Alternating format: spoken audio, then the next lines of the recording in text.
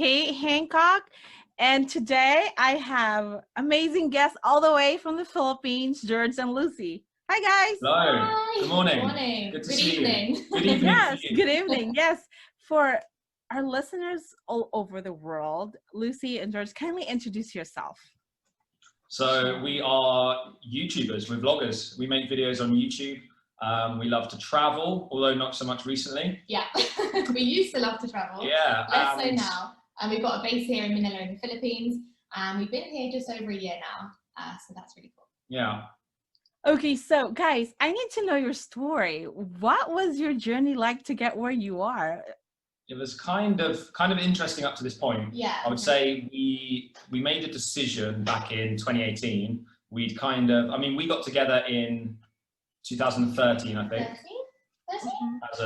As a relationship, as a couple. It's weird because we're kind of like business partners and A couple as well. So so it's kind of everything's together. So we decided we wanted to make little videos of our vacations for some reason, just for ourselves. That was like 6 years ago now. Yeah. From this point, and we've been making videos as a hobby alongside our full-time jobs back in the UK for 3 years, maybe. Mm-hmm. And then we said one day, what if we can make this full-time? What if we can make this like a thing that we do as our job instead of just as a hobby? And the only way to try that out and see if it would actually kind of work and if we could do it would be to quit these jobs and just like go full speed ahead with our 6,000 subscribers at the time. So then we booked a ticket to Asia and started traveling, started daily vlogging from that point. And then a few months in, things started to really pick up. Yeah. And that was kind of, leads us to where we are today, I guess. Pretty much. That's where the work started, really. Yeah. Wow, that's amazing. So why did you pick Philippines as a home base? It was an easy decision, really, by the time that we had to make that decision, or rather chose to make that decision. Yeah. We had no home for a year, and it got very tired. We loved it, but it got very tiring, traveling constantly from hotel to hotel to Airbnb. Yeah, 1, 2, 3 night stays, packing a suitcase, unpacking, traveling in between. It was very full on. Like, we loved it and we wouldn't change it. That was our life for a year. Yeah. Which is kind of crazy. I never thought we'd do that. Actually, I did, but it changed halfway through. We kind of decided that, wow, this is kind of working out. And we came to the Philippines, absolutely loved it. We were only originally going to come to the Philippines for 2 weeks. Yes. That was going to be it. It was going to be a short trip. Little did we know. And and then we decided that it would be cool to have some kind of base somewhere in the world. We could stay there, we could have a desk set up and we can edit our videos, we'd go off on trips, come back, we'd have internet, we'd have a little bit of, a home base. Yeah. And by that point, Manila was an easy decision because we were kind of using Manila as a base anyway. In between trips elsewhere. Just in hotels as a kind of jumping point for other trips to, I don't know, Japan or Bali or something. Or around the Philippines as well. And all around the Philippines, All right.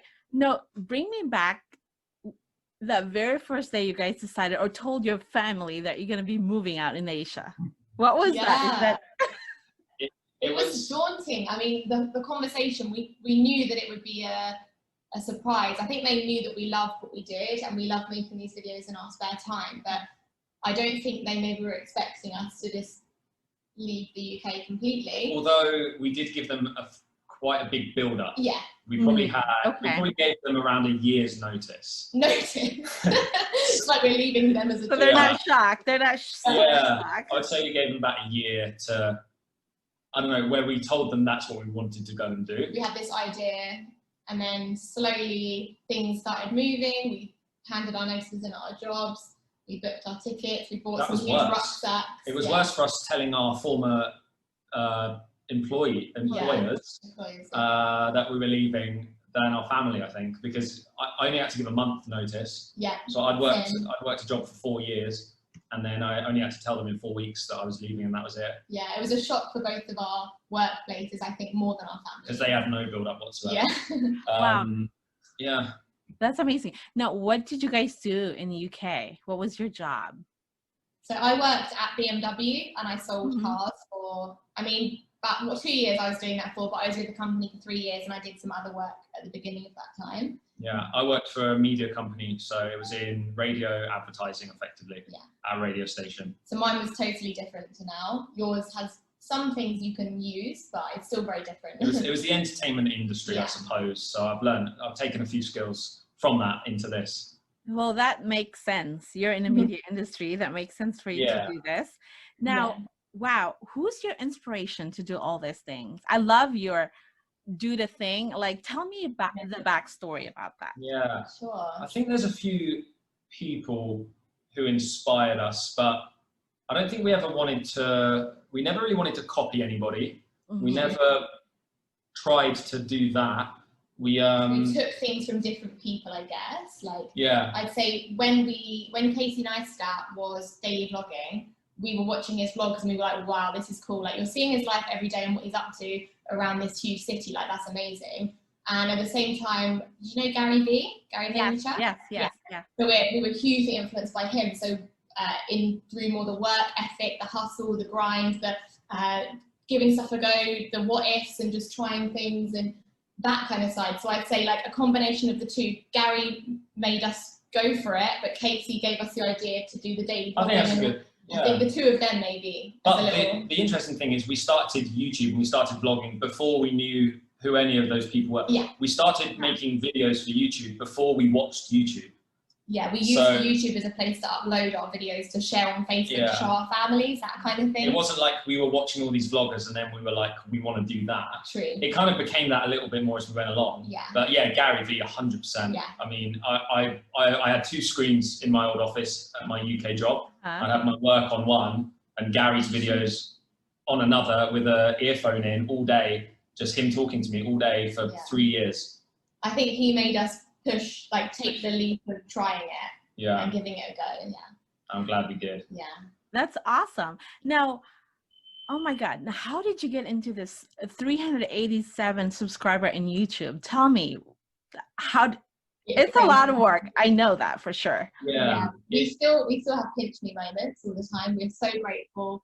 And sometimes it doesn't feel like it's our channel. Like we look at our subscriber count and our faces next to it and it's like, I thought it could happen, like there was something in me, but I'm still so surprised every time I see it. We're grateful and we just want to keep going. You know, it makes us want to work harder when we see the bigger numbers. It doesn't make us want to slow down. How do we get there? I think it was persistence and consistency really, and hard work and not giving up. You know, we didn't make any money on YouTube for 4 years, but we didn't care about that. We kept going. Some people might try something for a year. A year's a long time to try anything new. Yeah. We did it for 4. You know, I always say we could have given up after 3 years. We wouldn't have known what would have happened after. Like, it's crazy. Even now, if someone said I've tried something for 3 years and nothing's really happening, I'd say, well, maybe try something else. But I don't know. For some reason, we carried on. We loved it so much. It wasn't even that we were trying to make it work back then. I mean, when we decided to go to Asia and travel, we were like, okay, we could give this a shot. Let's try and make it a thing. But before that, it wasn't that we were trying to become big YouTubers. It was that we just love making videos and vlogging. It was fun. Yeah, I think that's it, isn't it? Yeah, we just enjoy it so much. The enjoyment behind it. And we'd wake up to, I don't know, like 50 views on a video we uploaded the night before. And we wouldn't be disheartened by that. We'd be like, cool. Imagine 50 people in a room. Like, that's a lot of people, like actually taking the time out of their day to watch a video, to watch our video. Yeah. And I think the enjoyment for making the videos, not just uploading the videos, but editing them, filming them, thinking of ideas, replying to comments, having this small community that we had at the time, actually like talking to us and interacting with us. It was so overwhelming and we loved it so much that the views didn't matter, the income didn't really matter, the subscriber count, like we kind of didn't look at that. We just had kind of tunnel vision for having the passion behind it. Because it was more of a hobby back then. We had our jobs, which was paying the bills and stuff like that. And then things started growing, and then they started growing kind of rapidly. And it's just been this incline for nearly 2 years, I suppose, now. Wow. No, I've been, watching you guys travel vlog, and I have to say, I love you guys' humility. No matter, there's like, it stays there. And I think that's so endearing. I think thanks. that's how you're more relatable than I think I like that about you guys. You're like always grateful, never really acting like, you know, like your head gets bigger. Like I love that humility in both of you guys. Oh, I'm glad that comes across. I think it comes from just gratitude of having something we dreamt of for a little while, and something that we never really thought would become our reality. We don't take it for granted ever. No way. And we know it's fragile. If we stop posting vlogs tomorrow, in a month we'll probably be, you know, we'll be heading towards being irrelevant. Yeah. So I don't know, we're incredibly grateful for everyone who watches us. We know we have to work hard and keep going and pushing, but we love it, so that's just not a problem. Humility, yeah, I'm glad. That's nice to hear. I think it comes from having a very different life before, which wasn't a bad life. We haven't particularly come from any hardship or anything like that. We had a great upbringing, both of us. We had jobs, we had an apartment, we had some disposable income to enjoy our life. Yeah. But it was very stable, I guess. We just knew that we wanted to try something for ourselves. We knew we kind of wanted to try and work for ourselves. We both disliked having a boss, having people telling us what to do.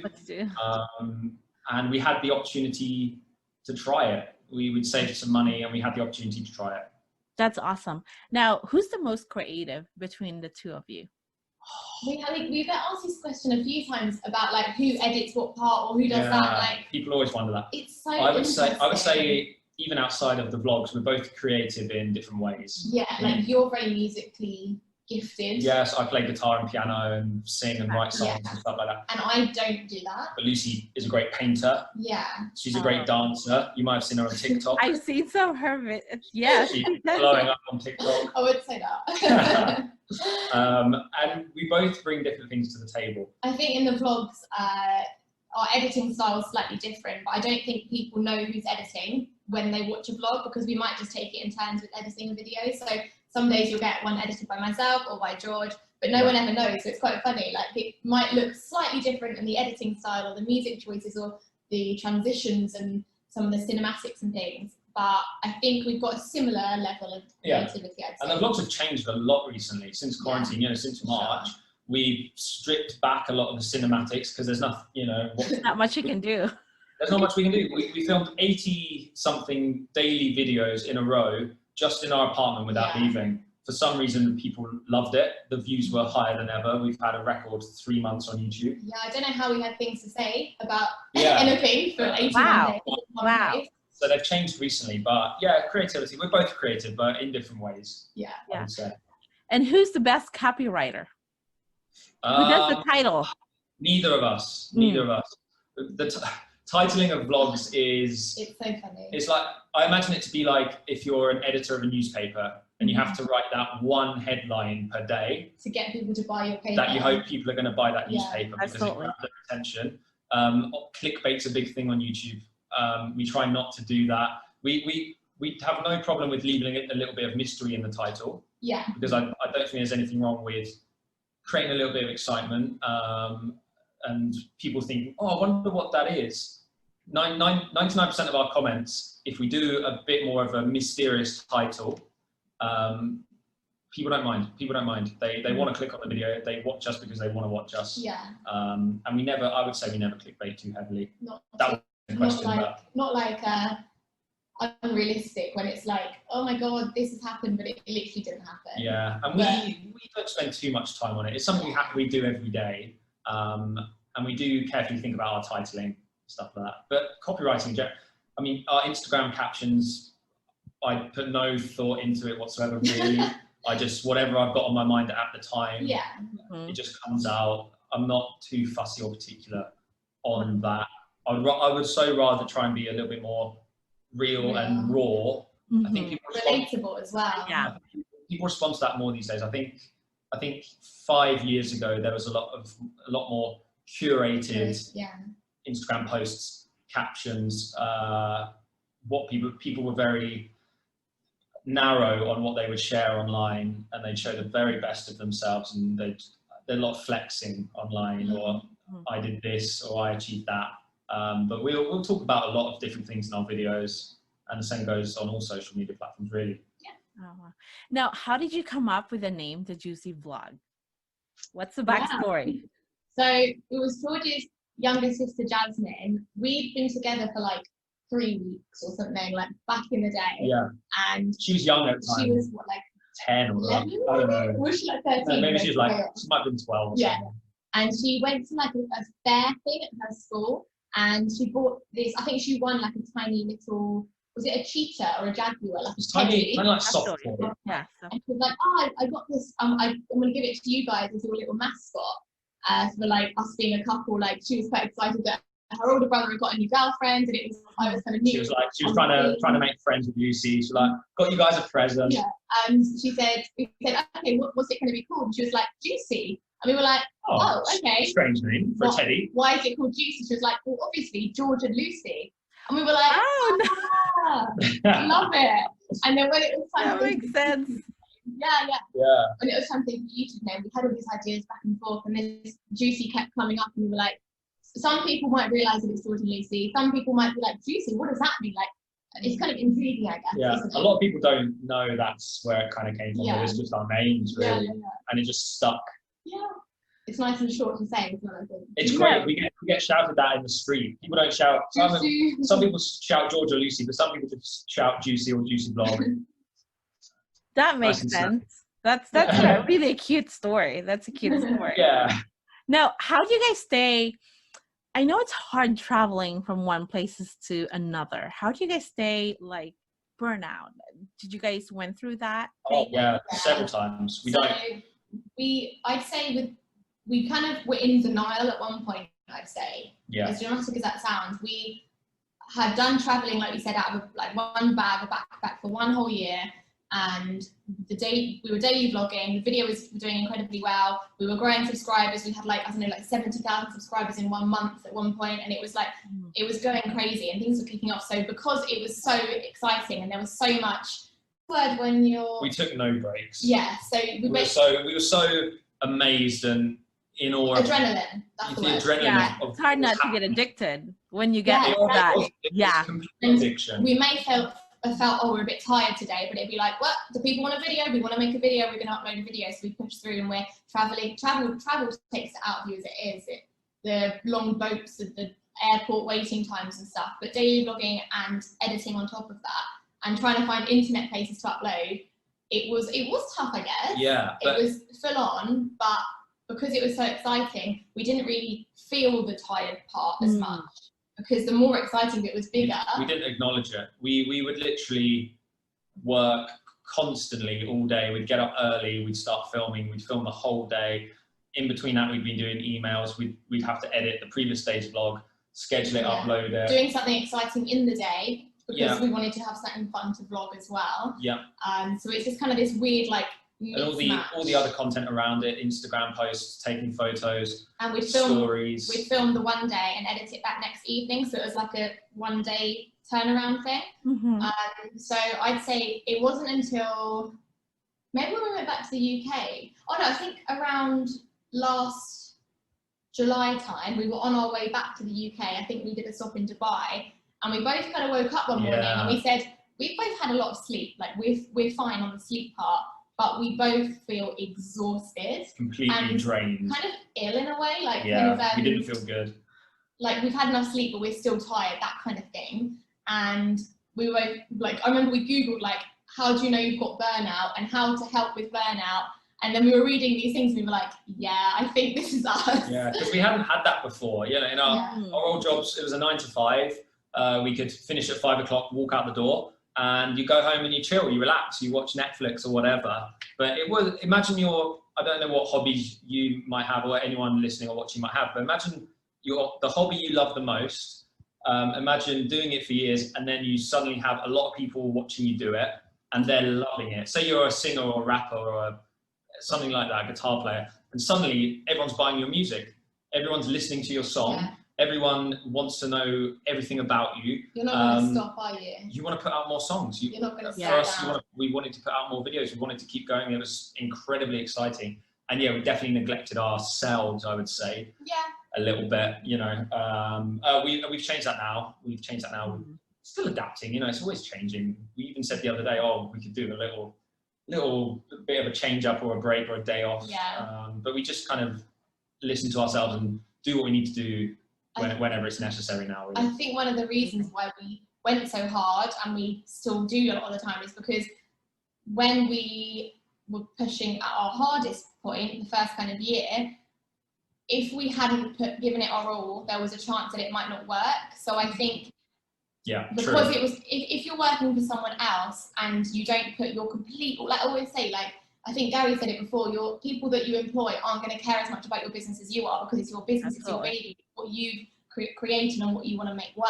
So it's basically the more work we put in, the more we get out of there. And if we don't put the work in, then there's a chance that if we miss this upload, that could have been the one that went viral. It could have been that. So it was just like predicted, like you said, it was just head on. Definitely. We didn't want to go back to, I mean, it wouldn't have been, it's still a nice life, but we didn't want to go back to the life we had when we started making tracks on a different life for ourselves. Gotcha. So you're scared of losing that momentum that you guys have been working on. And that is still true to this day. I would say we work just as hard, but in a different way. True. We're doing a lot of different things now as well. And I think the momentum thing is so key. I think with any YouTuber or vlogger or any social media content creator, you don't want to disappear, and you don't want to feel irrelevant, not for your own self-worth or anything like that, but purely on the front of you enjoy doing it and you want the audience to enjoy it, and you just want to keep the audience happy and keep yourself happy. And there's a lot of factor that you have to consider, like you don't want to lose that algorithm because it's tricky. It changes all the time. It does, but the thing is, no one knows anything about algorithms, really. Yeah, it's a funny one, isn't it? People say to us, should I daily vlog? I want to start a YouTube channel. Should I upload every day? Is that how you did it? Is that what works? And all we can say is we don't know. There's people who upload once a month who have incredibly successful channels once a week. It just depends. I think there was a period in time where the audience really loved and still now, loved the daily uploads and a rolling story. It was like a soap opera or a series. It was like a story. Come back every day for what they got up to next. See what we're doing tomorrow. Join us tomorrow, see what we get up to. And that's still we pretty much daily still, aren't we? We pretty much upload every day. But now I think we missed 2 days in August, so we're saying it as though it's the past, but it's still very much happening. But we do it slightly differently now. We might film 2 videos in one day and then not film the next day, but then we're doing something else on that day. So it's changed up a little bit. But algorithms, I don't know. No one can figure it out. For us, it's just head down, make your content. Don't worry about the algorithms. The time you spend complaining about algorithms, you could be making a video, or you know what I mean? Because you can't control it. We spend very little time on things that we can't control. We'd rather spend time on things we can control. Yeah. Now, tell me, what did you learn about yourselves while doing this journey? Ooh. Good question. Wow. I think we learned that. For me, I learned that we can actually do this. This is a thing. YouTube can be a lifestyle. Because growing up in a smallish town, you grow up with the same kind of friends. You grow up with a small group of people around you. A lot of people do the same thing. You go to college. Some might go to university, and then you apply for a job, and you hope to get a job at a company that you kind of like. And that's kind of a set structure in society. And I think it was very cool for us to see that, there is something else. There is, if you want it, and if you do the right things and, have all these dynamics come together, there is a whole different world out there. Our life is so different. We're not living a small town life in the UK anymore. And I think we've also gained a huge amount of perspective from traveling. I know it's very cliche to say when you travel, you see all these things and you change your mindset, but it really does, because you see things and you think, when people are moaning about tiny little things at home, and then you're traveling through a tiny town in the middle of Cambodia and people are all on the streets and this awful history this country's had, and then you kind of, it really goes into your mind and you just think, come on, just be grateful, think about what you have, how lucky you are to have been born into this kind of lifestyle and this privilege. It really grounds you, and it really makes you so grateful for everything around you. And that's why we always try and stay like that. We wake up every day so happy and grateful that we can do this, and this is our life. And it kind of makes you, sometimes you're cautious of what you say sometimes, because you know a lot of people, including your audience, a lot of people are living different lives, and you don't want to come across in a certain way sometimes maybe. But I think as long as you stay grounded and stay grateful for what you've got and work hard for what you've got, and you know you're a good person, then I think that's okay. Love it. Now, knowing what you know now, what would you guys do differently? Nothing. I wouldn't want to know. Yeah, I don't like that, because it scares me. If something was slightly different, it might not have had the same outcome. I mean, we always said we could try. There would have been maybe ways we could have tried to grow quicker or something with titles, or done more food videos, or certain things that work sometimes on YouTube. But we were just filming the story of our lives, and that's what we're still doing. I wouldn't want to. I think if you get like a huge shout out from a huge YouTuber with millions and millions of subscribers, you get quite a few thousand probably. But these people probably don't care about you. They just care about the person that's told you to subscribe to them, if that makes sense. So I think growing more organically and growing an audience that like you for you, not because you've jumped off the back of someone else, would you say is... I mean, some people have had success like that, where they've had a help up from a bigger creator, and we'd love to help smaller creators as well. Than us. Obviously, we're not. There's, great. You can't ever think that you're at a certain place, because there's always someone above you. There's always someone below you. So that's why we just said we just keep our heads down. We do our thing. But you're so right. I think years ago, a dream of ours would be to have a shout out from a big YouTuber. Casey Neistat, you take it, but now I'd say no, don't do that. Don't do that. I'm glad how everything has happened and how it's happening. Yeah, because that is a surface. Like, they're not really your community. They don't know your story. They're not. They don't create a bond with you. Yes. Yeah. But it's great. It's great feeling to do it kind of on your own. I love it. Now, when did you guys learn this storytelling? You guys are both great storyteller. Really? I don't know. I think we're both quite chatty and sociable people. Like, we can start a conversation with anyone, any stranger, we can just chat. I just think it's just, I don't know, maybe if they give it back, maybe. I think we're like, talking to you is great. It's fun. Because you're engaging, you're asking really good questions. It's a back and forth thing. Yeah. I think storytelling, because we're talking to like a camera, we're talking to that most of the time. Maybe that's so I don't know. You feel like I never feel like I'm on my own. I do genuinely feel like I'm talking to people. Didn't I say on the vlog the other day I had a bit of a freak out moment, because I looked around and George was like editing or something with headphones in, and I was literally like looking into a piece of glass and I was talking to it. And normally I don't think about this, and I was suddenly like, there's no one here right now. This is like an object, and I'm really, really talking to them, getting quite deep and talking about something and laughing at myself to them. Yeah. And then I was like, obviously I'm talking to the audience, but there's this whole editing process before, so it's kind of weird, isn't it? It is a bit bizarre, but I guess talking on the vlogs, and I don't know, we've done my interviews in the past and stuff, probably helps. We just enjoy it. If the situation's right and the person's right, and with the vlogs, we're talking to our community, we're talking to our audience who know us. They know like that I got a new t-shirt 2 days ago. They know what Lucy cooked for dinner last night. It's a very personal. It's a very personal, close relationship, even though could be 100,000 people watching. Yeah, it's amazing how you guys built this strong community, and that's how you become so successful. They know you. They know you in and out. Yeah, definitely. And I think people have to be careful if they're starting, what they choose to share and what they choose to not share, because obviously we get not much, but we get hate comments, we get strange messages, we get insults, whatever.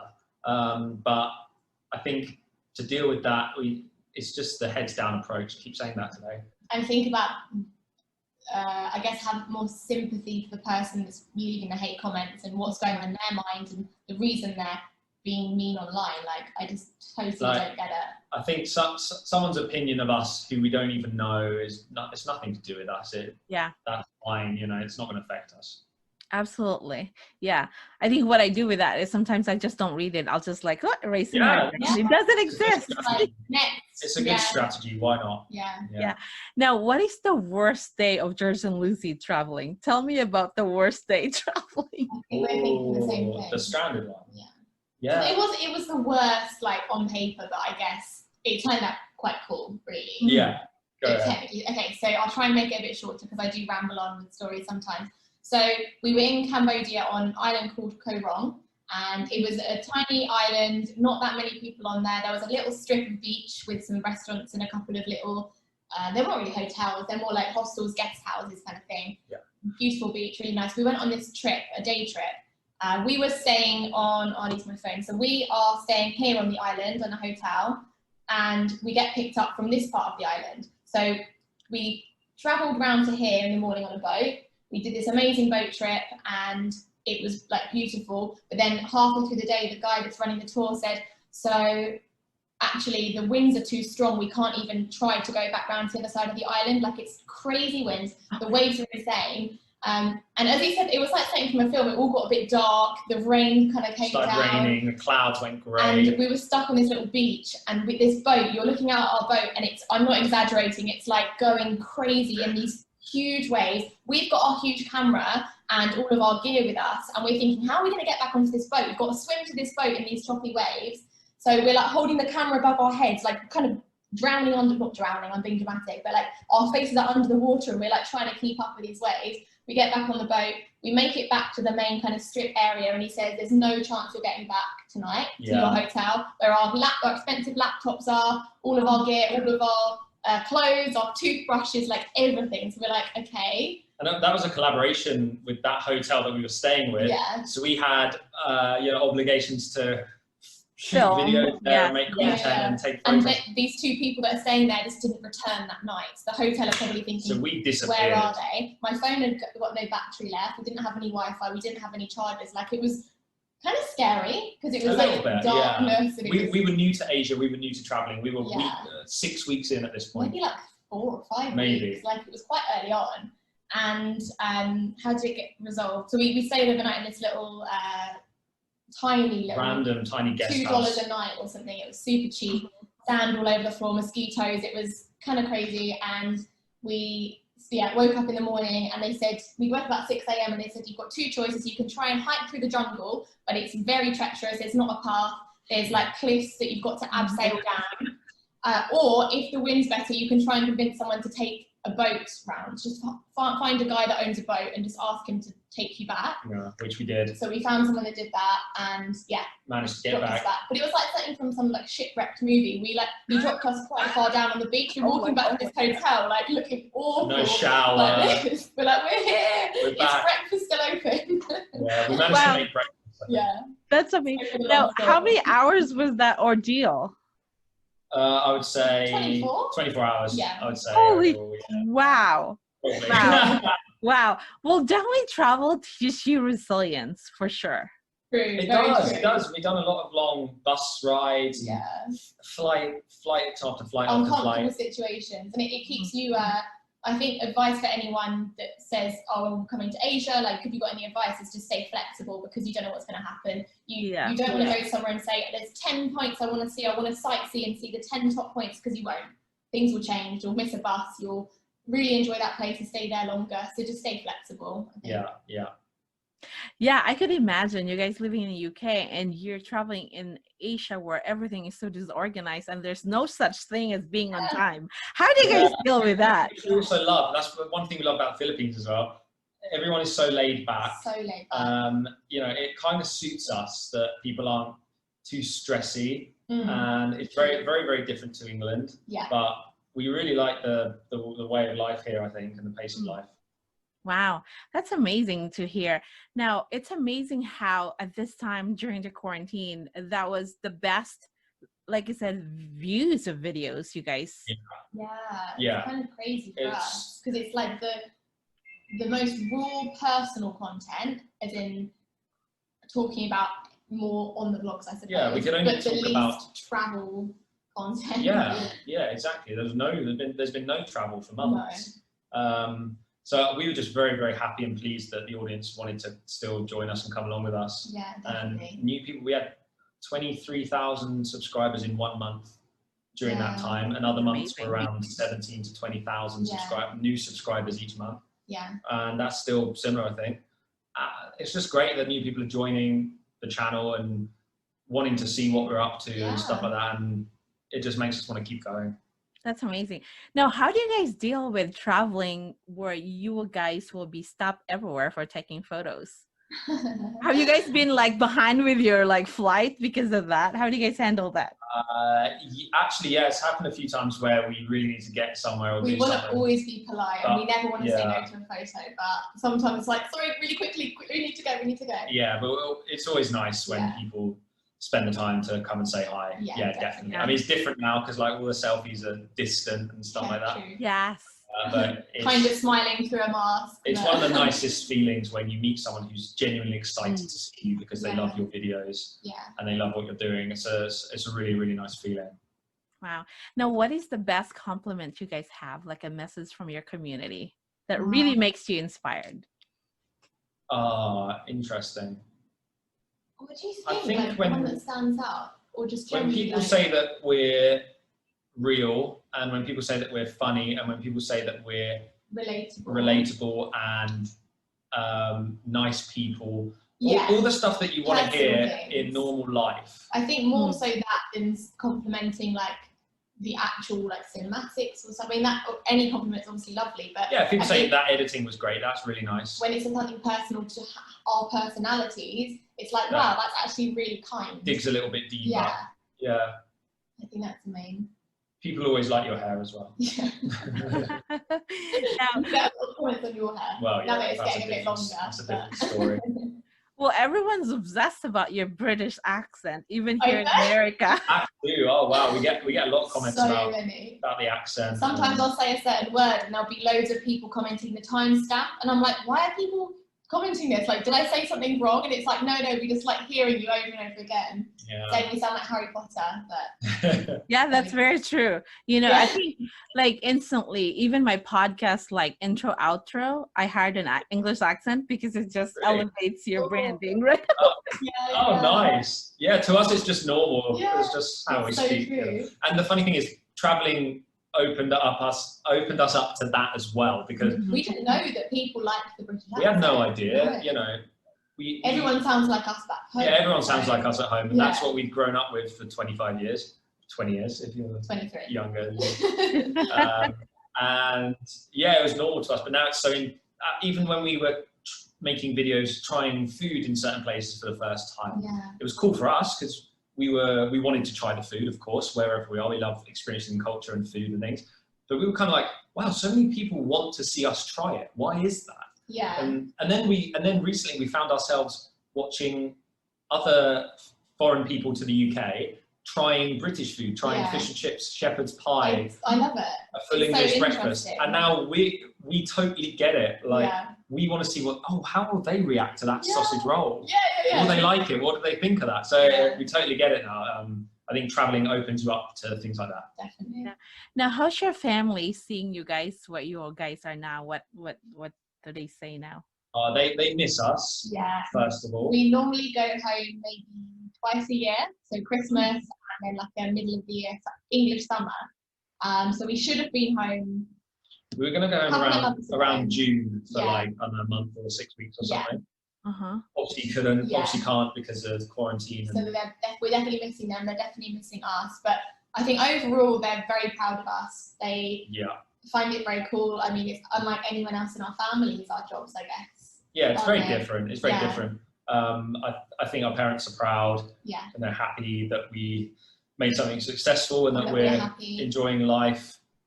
What more would you want for your kids? I suppose we don't know yet, but I suppose they're just happy for us and they miss us. I think that's it. Mm-hmm. How are you guys handling with this quarantine? Is it difficult or? Filming a lot of videos. Filming lots of videos. That honestly it's been so good. It's kept us very it's given us something to do every day. Making videos, just doing what we were doing anyway, but in a different way. We've gone through all the phases of quarantine though, the like crazy amounts of exercise, the drinking alcohol part, all the different types of, I feel like there's all over Twitter and stereotypes. Stuff. Yeah, exactly. I feel like we've gone through a fair few of them. We've done it all. We've had ups and downs. Yeah. You know, I think like everyone. We've watched a ton of Netflix. Yeah. We've watched a lot of TV. We've played video games. We've done a lot of things that we haven't done for the last 2 or 3 years. And maybe it's a good thing to slow us down. Yeah, it's been quite nice. We feel like we were forced to take a breather slightly. Although not even in terms of uploads, because I would say we've uploaded the same amount of videos, but I would say a breather in terms of actually traveling, going to do something every single day, moving around, exhausting ourselves. We've just adapted to what's going on. That's awesome. Now, who is the most interesting person you've met so far while in the Philippines? Other than you. Interesting person. One person. We've met a lot of people. We've met mayors and celebrities. Some people have become friends. And interesting. Probably Andy Smith, actually. That guy's a mystery. He's almost still to this day. Do you know him? Do you know? No. Who is it? Yeah.